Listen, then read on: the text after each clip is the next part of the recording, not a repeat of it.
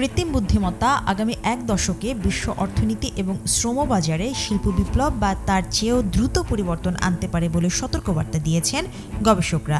বিশ্বের ২০০-র বেশি অর্থনীতিবিদ এবং এআই গবেষক আন্তর্জাতিক নীতি নির্ধারকদের এই বিষয়ে দ্রুত কার্যকর পদক্ষেপ নেওয়ার আহ্বান জানিয়েছেন। স্ট্যানফোর্ড বিশ্ববিদ্যালয়ের ডিজিটাল ইকোনমি ল্যাবের উদ্যোগে প্রকাশিত এক খোলা চিঠিতে ১৬ জন নোবেলজয়ী সহ শতাধিক বিশেষজ্ঞ এই আহ্বানে স্বাক্ষর করেছেন। চিঠিতে তারা বলেন, এআই উৎপাদনশীলতা বৃদ্ধি, অর্থনৈতিক প্রবৃদ্ধি এবং মানুষের জীবনমান উন্নয়নে গুরুত্বপূর্ণ ভূমিকা রাখতে পারে। বসুন্ধরা টিস্যু, অশুদ্ধতার বিরুদ্ধে এক বিন্দুও ছাড় নয়। তবে যে হারে কৃত্রিম বুদ্ধিমত্তার অগ্রগতি হচ্ছে তাতে কর্মসংস্থানে বড় ধরনের পরিবর্তন আসতে পারে, ফলে বেকারত্বের হার বৃদ্ধিরও শঙ্কা রয়েছে। এমন পরিস্থিতি এড়াতে এআইকে মানব সভ্যতার প্রতিযোগী না বানিয়ে সহায়ক প্রযুক্তি হিসেবে প্রতিষ্ঠিত করার ওপর জোর দিয়েছেন বিশেষজ্ঞরা।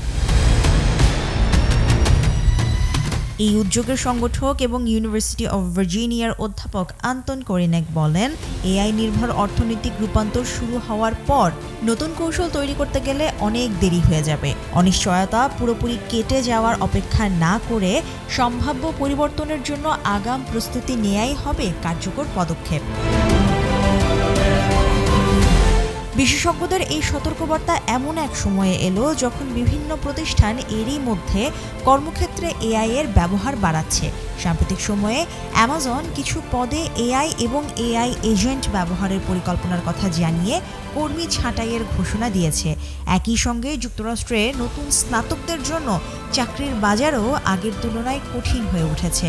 এছাড়া জাতিসংঘ সতর্ক করেছে, এআই এর সুফল ধনী দেশগুলো দ্রুত পেলেও দরিদ্র দেশগুলো পিছিয়ে পড়লে বৈশ্বিক বৈষম্য আরও বাড়তে পারে।